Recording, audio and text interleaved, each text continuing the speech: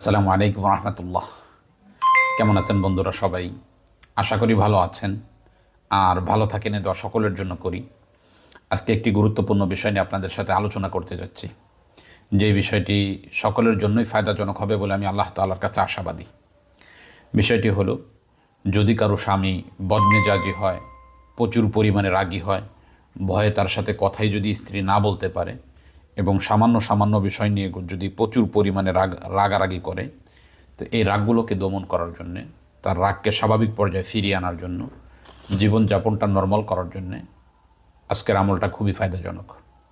এইভাবে পরিবারের যে কোনো সদস্য, যদি আপনার শাশুড়ি এমন হয়ে থাকে যার কারণে সবসময় ভীত অবস্থায় থাকতে হয়, ভয়ে থাকতে হয়, তার রাগকে দমন করার জন্য, তার মনকে জয় করার জন্য, এমনকি পরিবারের যে কোনো সদস্য হোক, আপনি যদি তার রাগকে দমন করতে চান এবং তাকে যদি স্বাভাবিক পর্যায়ে ফিরিয়ে আনতে চান, তো আজকের আমলটা খুবই চমৎকার, খুবই ফায়দাজনক।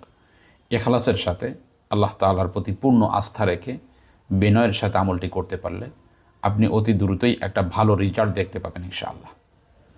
আমলটি হলো, যেই ব্যক্তির জন্য করবেন আপনি, সেই ব্যক্তির পরিপূর্ণ নিয়ত করবেন যে আপনি এই ব্যক্তির জন্য এই আমলটি করতে যাচ্ছেন। নিয়ত করার পরে ইখলাসের সাথে, বিনয়ের সাথে প্রথমে যে কোনো একটা দুরুদ 100 বার পাঠ করতে হবে।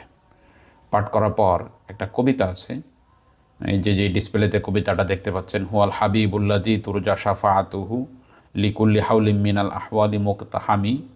এই যে কবিতাটা আছে, এই কবিতাটা আপনি 100 বার পাঠ করবেন। পাঠ করার পর পুনরায় আবার আপনি 100 বার দুরুদ শরীফ পাঠ করবেন।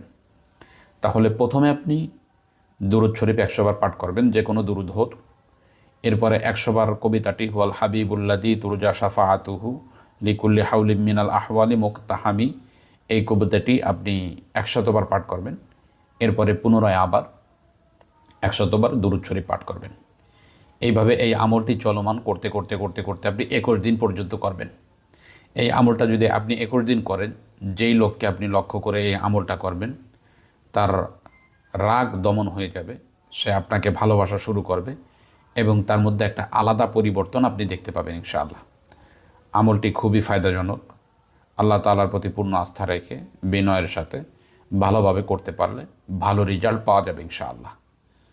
তো আজকে পর্যন্তই, দেখা হবে অন্য কোনো দিন অন্য কোনো বিষয় নিয়ে। আসসালামু আলাইকুম রহমতুল্লাহ।